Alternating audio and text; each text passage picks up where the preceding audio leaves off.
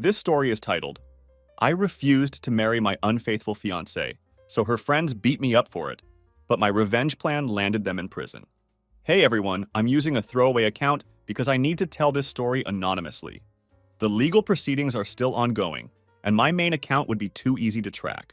I'm 33, and I honestly can't believe this entire situation actually happened to me. What started as a normal engagement turned into complete chaos, with 3 people now in state prison, 2 on probation, my ex facing jail time, and her boyfriend likely getting disbarred. It feels like I'm writing a movie script. But this is unfortunately my real life. Let me give you some background. I met my ex-fiancée Lisa, not her real name, who was 28 at the time, at an upscale sports bar I manage in San Diego. I know managing a bar isn't considered a fancy career by many standards, but I genuinely love my job. I started as a bartender after getting my economics degree, which is now essentially collecting dust. Over the years, I worked my way up and now run one of the most successful locations in our chain. It's a great business with amazing regular customers, and our staff actually enjoys working here, which is pretty rare in this industry. Lisa, on the other hand, was a hotshot commercial property broker, one of those people who humble brags on LinkedIn about closing million-dollar deals every week. She first came in one night with her old school friends, all of whom were super successful on paper. 2 corporate lawyers, a plastic surgeon, an investment banker, and a chief marketing officer at a big tech company. They were celebrating something that night and dropped around $800 on drinks and food. After that initial visit, Lisa kept coming back, usually during my shifts, and we clicked pretty fast. She loved my sense of humor, and I was impressed by her ambition. Her friends, however, were something else entirely. Looking back, I should have seen the red flags. They were always making backhanded comments about my job, saying things like, "Oh, it's so nice that you're content where you are," or "Ever thought about getting into corporate management?" But when you're falling for someone, you tend to ignore that kind of stuff. You know how it goes. Things moved incredibly fast after we started dating. Really fast.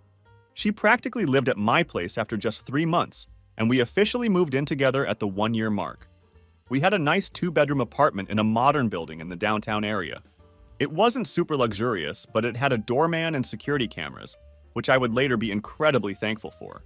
The apartment was in my name since I had a better credit score and had been in the building for a few years already.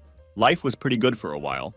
Lisa was crushing it in real estate, making more than double my salary, a fact her friends never let me forget. Despite that, we were actually happy together. I was moving up at work too, having been promoted to general manager and starting to train new managers at other locations.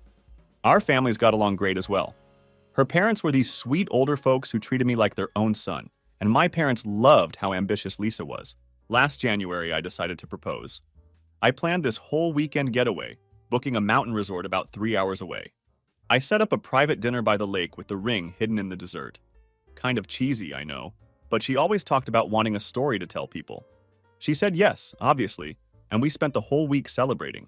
We started planning the wedding right away, aiming for November that year.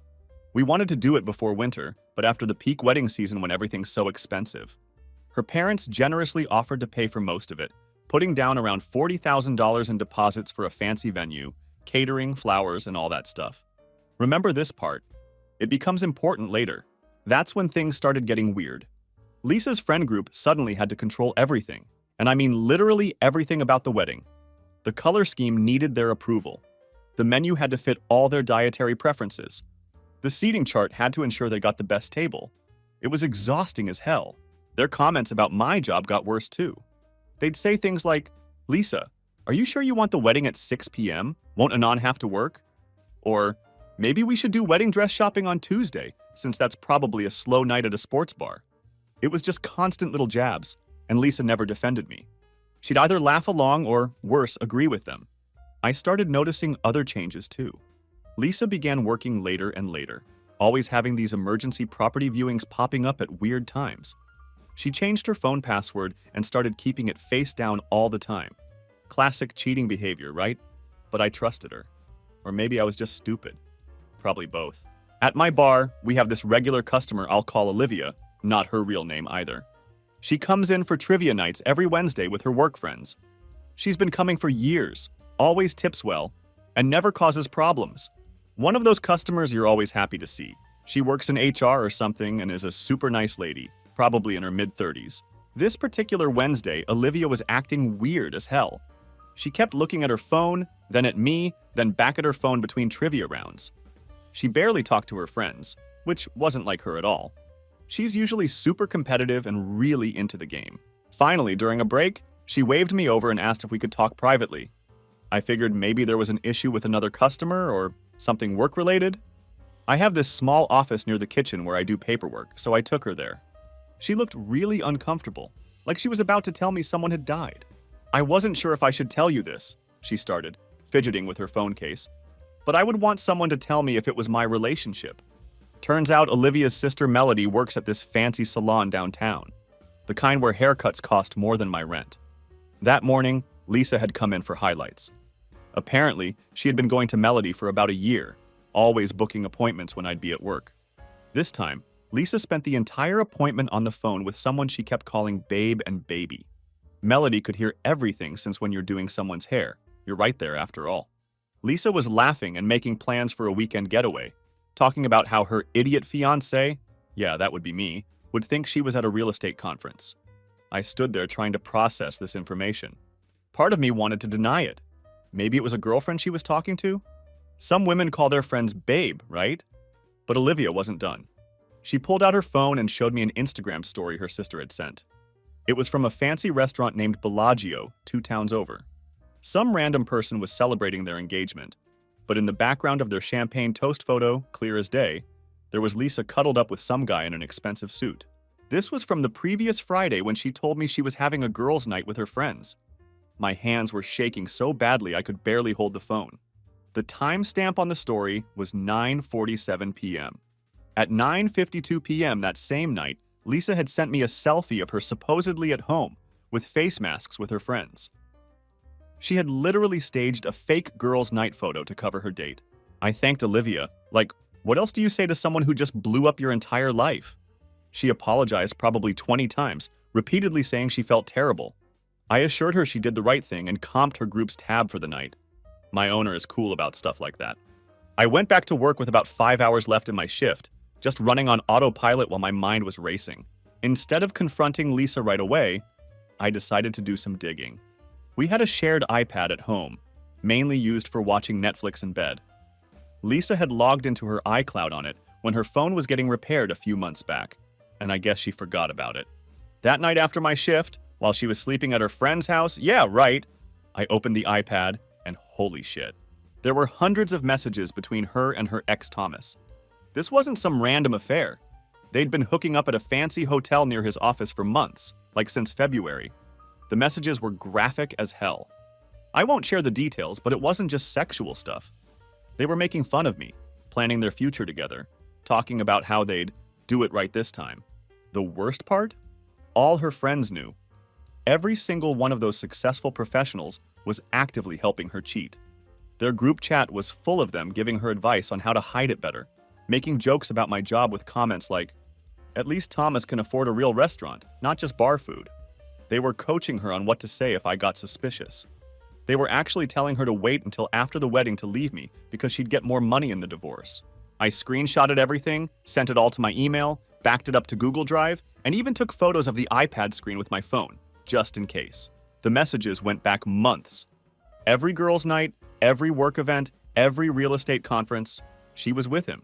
Her friends weren't just covering for her, they were actively helping plan these meetups. There was even a message from the night I proposed. While I was nervously waiting for our dinner reservation, practicing my speech in my head, she was texting him, "Don't worry, baby, this doesn't change anything. It's just business. You're the one I really love." I didn't sleep that night. I just sat in our living room, reading through 4 months of lies, trying to figure out how someone could be so cruel. How do you sleep next to someone every night, plan a future with them, while actively plotting to destroy them?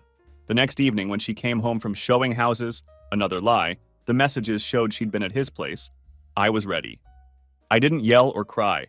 I just handed her the iPad, open to their messages. So there I was, sitting in our living room when Lisa came home around 7 p.m. She bounced in all happy, talking about how she showed 3 houses that day. Narrator, she did not show any houses that day. I let her ramble for a minute while she put her stuff down. She even had the nerve to ask what I wanted for dinner, like everything was normal. I'd spent the whole day rehearsing what I was going to say. But when the moment came, I couldn't even speak. I just handed her the iPad, already open to her messages with Thomas. She tried playing it cool for about 2 seconds, going, "What am I supposed to be looking at?" Then she saw the date on the messages and literally dropped the iPad on our coffee table. Have you ever seen someone's face just change, like their whole mask just drops? That's what happened. She went from confused to panicked to angry in about 5 seconds flat. She started screaming about how I invaded her privacy and had no right to look at her messages. Like, seriously? That's what you're worried about? I stayed quiet, thankful for my bartender experience in keeping cool. I just kept scrolling through messages while she freaked out. When I got to the ones from the night I proposed, I handed her the iPad again. "Read that one out loud," I said. She wouldn't. She started crying instead, but it wasn't sorry crying. This was full-on manipulation crying. You know the type, where they're trying to make you feel bad for catching them. She kept saying it was just a mistake, that it didn't mean anything, how Thomas was her past, but I was her future. Spoiler alert. According to the messages I'd read, I was her meal ticket until she could divorce me for more money. Here's the best part. She actually tried to blame me. She said I was emotionally unavailable because I work nights at the bar. She said she was lonely, and Thomas understood better because they came from similar backgrounds. Then she dropped this gem. "If you hadn't gone through my private messages, we could have been happy." That's when I lost my cool a bit. I wasn't yelling, but I was definitely not calm anymore. I asked her if we could have been happy while she was letting her friends plan our wedding and her divorce at the same time. I asked her how many special moments she'd ruined by texting him right after. Our engagement, holidays, birthdays. There were messages to him within hours of every single one. She switched tactics fast, faster than a politician during election season. Suddenly, it was all about the wedding deposits, and my parents already paid for everything. And what will people think? Not one word about actually being sorry or loving me, just worried about money and appearances. I told her the wedding was obviously off and gave her 30 days to move out.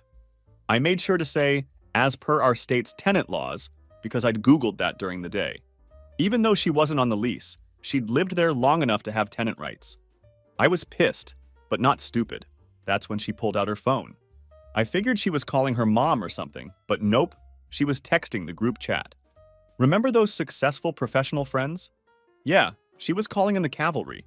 "You're going to regret this," she said, typing away. "You have no idea who you're messing with." I actually laughed. Like, what was this? A bad mob movie? I told her she had 30 days to get her stuff and get out. I said I was going to stay at my buddy's place that night to give her space to pack if she wanted to start now. I started packing a bag with some clothes and stuff for work tomorrow. She was still typing away on her phone, crying but also kind of smirking. That should have been my first warning that something was really wrong. I was almost to the door when she said, "They're already on their way. You should wait to hear their side of this. Now, I'm not a small guy. I work at a bar and know how to handle myself if things get rowdy." But something in her voice made the hair on the back of my neck stand up. I decided to start recording on my phone just in case. Thank God I did. I made it about halfway to my car when I saw them pull into the parking lot. All 5 of her friends in 2 separate cars. The 2 lawyers, the investment banker, the plastic surgeon, and the chief marketing officer. They weren't dressed for work anymore. They looked like they'd all come straight from the gym, and they did not look happy. So there I am in the parking lot, 5 angry women getting out of their cars, Lisa watching from our apartment balcony, and my phone recording in my pocket. Again, thank God for that decision. I'm trying to decide whether to go back inside or try to get to my car. Before I could decide, Victoria, the investment banker, starts screaming about how I'm an abusive piece of shit and how they're not going to let me hurt Lisa anymore. Like, what? The other 4 were spreading out around me. I realized they were trying to block my path to both my car and the building's entrance. Diana, lawyer number 1, pulled out her phone and started recording, saying really loudly, "We're just here to help Lisa get her things safely. No one wants any violence." Meanwhile, Sophia, lawyer number 2, was texting something and grinning like this was all some big joke. The surgeon Christina and marketing officer Natalie were just standing there looking nervous, but trying to act tough. I kept my voice super calm, held my hands up where they could see them, and said I'd given Lisa 30 days notice as required by law. I told them I was leaving for the night to give her space to pack and pleaded with them not to make this situation worse. That's when Victoria decided to get in my face. She was screaming about how they knew all about my abuse and how they weren't letting Lisa stay another night with a monster like me. I was literally backing away, still with my hands up, saying there were security cameras everywhere and that I was recording this. I begged them to please just let me leave. Looking back, mentioning that I was recording was my big mistake. Diana immediately shouted, "He's threatening to release private recordings of Lisa! Get his phone!" And that's when everything went completely insane. Victoria lunged for my jacket pocket where my phone was. I turned to keep her away from it, and Sophia grabbed me from behind, like full-on tackled me. I'm 6, 1 inch, and she's maybe 5, 4, but she played rugby in college. I found that out during the trial, and knew what she was doing. I ended up on the ground with Sophia trying to put me in some kind of hold, Victoria kicking me, and Diana still recording everything. But now she was yelling, "Stop resisting!" And "Why are you fighting back?" Christina and Natalie were just watching, looking scared but not doing anything to help. I was trying my hardest not to fight back because I knew how this looked. Big guy versus smaller women. I was just trying to protect my head and not hurt anyone. That's when Lisa came running out of the apartment with, I still get shaky thinking about this, our kitchen knife set. Not just one knife, but the whole wooden block of them. She was screaming something about how I needed to learn my lesson and started handing out knives to her friends. I'm not ashamed to admit it. I started panicking. Sophia still had me in this hold. Victoria was kicking me, and now they had knives. I managed to get one arm free, pull out my phone, and hit the emergency SOS button. It's an iPhone feature where you click the power button 5 times fast and it calls 911 automatically. I started yelling, "Police are coming!" as loud as I could, hoping someone in the building would hear. Diana, still recording, shouted, "No one will believe you!" And then, Jesus, Victoria stabbed me. Like actually stabbed me in the arm. It wasn't deep because I jerked away, but it was enough to need 12 stitches later. There was blood everywhere, and I guess that freaked out Christina and Natalie because they started backing away. The next minute or two is a blur. I remember Lisa screaming, "Finish it!" from somewhere behind me. I remember Victoria trying to stab me again while Sophia was yelling, "Hold him still!" Then there were sirens, lots of them, and suddenly the parking lot was full of cop cars. Thank God one of my neighbors had seen what was happening and also called 911, so they knew it was serious. The cops arrived with guns drawn, ordering everyone to drop their weapons. Victoria and Sophia tried to run, but didn't make it far. Diana was still recording, refusing to drop her phone until a cop tackled her. The best part? Lisa was standing there with the knife block, screaming about how I had attacked them, and they were just defending themselves. Meanwhile, I was bleeding all over the parking lot, clearly not fighting back, and everything was captured on at least 3 different cameras: my phone, the building security footage, and Diana's dumbass livestream. The next few hours were kind of a blur. Ambulance ride, emergency room, police interviews, lots of photos of my injuries. It turns out that besides the stab wound, I had 2 broken ribs, a concussion, and basically looked like I'd gone 10 rounds with a UFC fighter. But here's the real kicker. We found out later that while I was in the ER, these idiots were at the police station, literally arguing with the cops about getting their phones back so they could delete some personal stuff. Diana, yes, an actual lawyer, said to the cops, "If you look at our group chat, it will be misinterpreted." The next few days after the attack were absolutely insane. I spent that first night in the ER getting stitches and treatment. Pro tip. When a nurse asks your pain level, and you say like 4 or 5 while having broken ribs, they just assume you're being a tough guy and give you the good painkillers anyway, lol. While I was getting patched up, this victim advocate from the DA's office showed up. She started explaining all this legal stuff, but I was high as a kite on whatever they gave me for pain. One thing I remember clearly, though, is her saying, "This is the most clear-cut case of premeditated assault I've seen in years." She had no idea how right she was. Meanwhile, Lisa and her psycho squad were having their own fun night at the county jail. I found out later they were all put in separate cells because they wouldn't stop trying to coordinate their stories. Diana, lawyer number 1, kept demanding her one phone call like this was a TV show. Sophia, lawyer number 2, tried to pull the "Do you know who I am" card. Victoria, the one who stabbed me, apparently had a full meltdown when they took her designer jacket as evidence because it had my blood on it. Here's where it gets really good. Remember how Diana was recording everything? She was actually live streaming to their private Instagram group. The cops got a warrant for all their phones and social media accounts, and they found everything. Not just the attack, but months of them planning stuff like this. The group chat was an absolute goldmine. These sophisticated professionals had literally written out their plan. Wait for Lisa to provoke me into getting mad. Record me being abusive, aka defending myself. Edit the videos to make me look bad. File false domestic violence charges. Get me arrested and evicted from my own apartment. Help Lisa move in with Thomas while I was in jail. Wait for the wedding date to pass. Have Lisa file for divorce claiming emotional distress. Use edited videos to get bigger settlement. They had it all planned out like some kind of psycho PowerPoint presentation. There were even messages about which angles would be best for filming and who would do what. The best part? They were using their work phones. These geniuses used their corporate phones to plan an assault. But wait, it gets even better. 2 days after the attack, while I'm still in the hospital, Lisa shows up at my work. She starts telling my staff and customers that I'm abusive, that I attacked her friends, that everyone needs to know the truth about me. My assistant manager, Dave, shout out to Dave, you're a real one, got it all on security cameras and called the cops. She did this 3 more times before the cops finally arrested her for violating the emergency restraining order they had put in place. Each time, she'd bring a different friend, Christina and Natalie, who weren't in jail, to witness her telling her story.